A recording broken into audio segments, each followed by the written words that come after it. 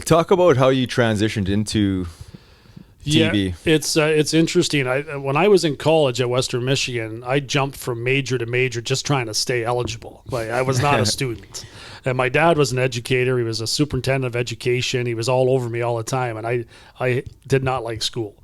Somehow I was at Western Michigan because I was drafted, by the Capitals. I wasn't ready to play in the NHL when I was drafted. I still, I hadn't even been to a gym in my life, so I had a lot of work to do. I was a raw talent, so getting to Western, then trying to survive academically at the same time as playing hockey was not always an easy thing. So at one point I started in physical education. I thought we might just run around the gym, It didn't happen like that. All of a sudden I'm in health class. I'm looking at all that, but that's not for me. So I switched to communications. And the whole class went on this field trip to a local, an ABC affiliate we're going to do a mock news broadcast. So, we've been studying in class, and a whole class is lined up. Everybody's going to get their opportunity. Well, I got to the front of the line after watching about 8 or 10 people, and I kind of turned around like you would do in a drill in hockey when you did I go back to the back of the bus. So I kind of turned around. I walked back to the back, and I kept walking. I was like, I just had this. I never liked talking in front of people. And even in front of a classroom trying to make a speech or something, it always was a major fear of mine. So that was the last experience I had, with any type of, you're interviewed during hockey games, and that was always something I had no problem with. But, getting up there and being with a camera on was a lot different. Mm-hmm. So when I retired, because I was a good interview, people thought this would be a natural thing for me. Well, it wasn't, and it was tough.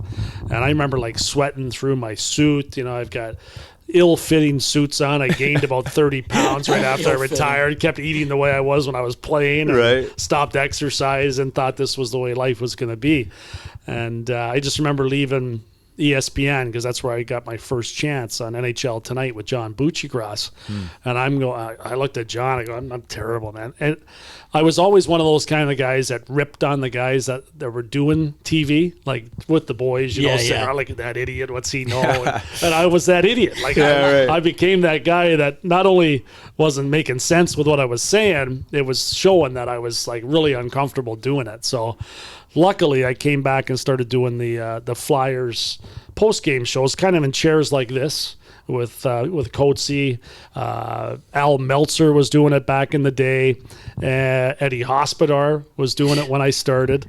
And it was a real casual atmosphere. And eventually I got more comfortable, having an IFB, like a thing in your ear where, the producer's telling you what's coming next. And as you're talking, it can be gotta be hard, It's different. It is. And some guys are natural at it. I've seen guys come in that just left the ice or are still playing, and they're unbelievable. I go, wow, this guy's going to be a star, So I just kept working. And fortunately for me, being here in Philadelphia, they had just started, Sportsnet back in that day. And I was able to evolve, get better at it, get reps in, keep doing it, and got over kind of that intimidation of being on there and the feeling that you're embarrassing yourself, and it's never a great feeling. So it was good to get rid of that, and then some of the national stuff started happening after spending 5 or 6 years doing the stuff in Philly, but then doing morning radio kind of was a turning point for me when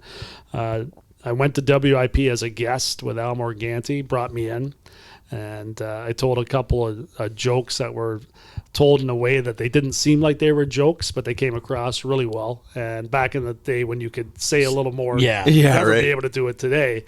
But that was kind of how I got my foot in the door, and then just kept going, and it evolved into a job there first, and then everything else fell into place. Wow. Yeah, it's an interesting path, and I was proud to play in the NHL, obviously, but to survive after has been a really, when I look back on things, sometimes I go, man, I got lucky that this happened and that happened. And I guess my advice would be available, be around.